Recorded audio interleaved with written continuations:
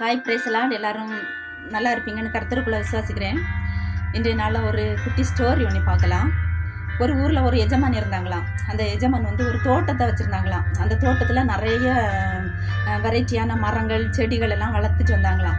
அப்போ அதில் நிறைய செடிகள் இருந்துச்சான், நிறைய மரங்கள் இருந்துச்சான், கனி கொடுக்குற நல்லா யூஸ் பண்ணுற செடிகள் எல்லாம் இருந்துச்சான். அப்போ அதில் வந்து வாழை மரம், ஃபஸ்ட்டு வாழை மரம் வந்து அது நல்லா வளர்ந்து கொஞ்ச நாளையிலேயே அது கனி கொடுத்துச்சான். அப்போ அது வந்து எஜமானுக்கு சீக்கிரமாகவே அது பிரயோஜனம் உள்ளதாயிட்டு. அப்போ அதை பறித்து சாப்பிட்டாங்களாம். அப்புறம் அடுத்தது ஒரு தக்காளி செடி இருந்துச்சா. தக்காளி செடி என்னாச்சு, அதுவும் சரி இதுலேயே அது கனி கொடுத்து எஜமான் டெய்லி அதை பறித்து சமையல் பண்ணி சாப்பிடுவாங்களாம். அப்போ அதுவும் சந்தோஷமாக இருந்துச்சான், எல்லாருக்குள்ள ரொம்ப கெத்தாக இருந்துச்சான்.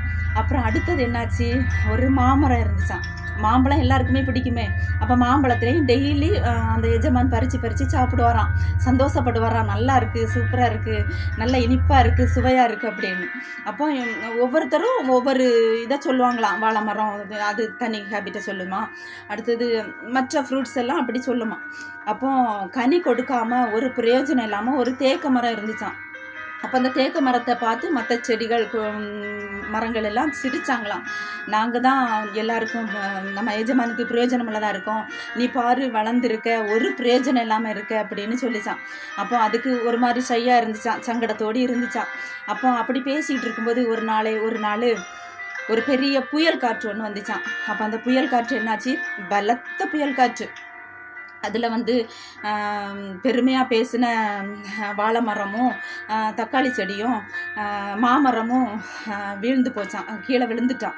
அப்போ அந்த தேக்க மரம் சொல்லிச்சான், என்னை பார்த்து சிரிச்சிங்க தானே, இப்போ நீங்கள் எல்லாம் இருந்த இடம் தெரியாமலே போயிட்டீங்க, உங்களுக்கு நல்ல பெருமையாக பேசுனீங்க, இப்போ நீங்கள் எங்கே போனீங்க அப்படின்னு சொல்லிட்டு அதை பார்த்து எளினாக அடித்தான் இந்த தேக்க மரம். அப்போ கர்த்தருடைய பிள்ளைகளே, இதிலிருந்து நம்ம என்ன பார்க்குறோன்னா, எந்த சூழ்நிலையாக இருந்தாலும் நம்மளை ஆண்டவர் உயர்த்தி வச்சு ஒரு இதில் உயர்த்தி வைக்கும்போது நம்ம பெருமை பாராட்டவே கூடாது. ஆண்டவருக்கு கர்த்தருடைய கருத்தில் நம்ம எப்பவும் நம்மளை தாழ்த்தி நம்மளை ஒப்பு கொடுக்கணும். ஆண்டவருடைய வசனம் எப்படியா சொல்லுது, பெருமையுள்ளவருக்கு கர்த்தர் எதிர்த்து நிற்கிறார், தாழ்மையுள்ளவர்களுக்கோ கர்த்தர் கிருபையாக இருக்கிறார் அப்படின்னு. சங்கீதம் 27 கூட இப்படி சொல்லுது, பார்க்கலாம். 7:8 சிலர் ரதங்களை குறித்தும் சிலர் குதிரைகளை குறித்தும் மேன்மை பாராட்டுகிறார்கள், நாங்களோ எங்கள் தேவனாகிய கர்த்தருடைய நாமத்தை குறித்தே மேன்மை பாராட்டுவோம். அவர்கள் முறிந்து விழுந்தார்கள், நாங்களோ எழுந்து நிமிர்ந்து நிற்கிறோம். இந்த வசனத்திலேருந்து நாம் என்ன கற்றுக்கொள்ளலாம்னா, பெருமை உள்ளவங்களுக்கு எப்போவுமே ஏசப்பா எதிர்த்து நிற்கிறார். நம்ம எந்த சூழ்நிலையாக இருக்கட்டும், நம்ம வேலை பார்க்குற இடங்களையாக இருக்கட்டும், மற்ற இடங்களையாக இருக்கட்டும், மனிதர்கள் இடத்துலையாக இருக்கட்டும், உற்றார் உறவினர்கள், நண்பர்கள், நம்ம சொந்தக்காரங்க, யார் முன்னிலையிலையும் நம்ம வந்து நம்மளால் ஒன்றுமே முடியாது தான், ஆனாலும் நம்ம அந்த இடத்துல அந்த சூழ்நிலையில் நம்மளை தாழ்த்தி, அல்லது ஒருவேளை நம்மளை உயர்ந்த பொசிஷனில் ஏசப்பா வச்சுருப்பாங்க. சில நேரம் நம்ம நிறைய சம்பளம் வாங்கலாம், நல்ல உயர்ந்த பதவியில் இருக்கலாம், நல்ல பொருள்கள் எல்லாம் இருக்கலாம், ஆனாலும் அதை வந்து நம்ம தேவனிடத்தில் நம்மளை தாழ்த்தி எப்போவுமே நம்மளை தாழ்த்துகிற சூழ்நிலைகளை நம்மளை ஏசப்பா உயர்த்தி வைக்க வல்லவராக இருக்கிறார். நம்ம உயர்ந்து இருக்கும்போது நான் தான் ஒரு கெத்து காட்டினா, நான் தான் எல்லாத்துக்கும் நான் தான் ஒரு பெருமை இருந்தால் ஆண்டவருக்கு அது பிடிக்கவே செய்யாது. அந்த சூழ்நிலையில் நம்மளை வெறுத்துருவார்.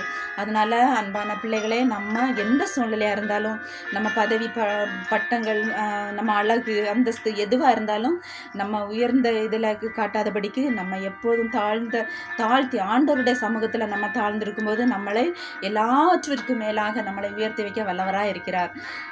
இந்த கதை எல்லாருக்கும் பிரயோஜனமுள்ளதாக இருக்கும்னு நான் விசுவாசிக்கிறேன். ஆண்டவருக்கு மூலம். God bless you all. Amen.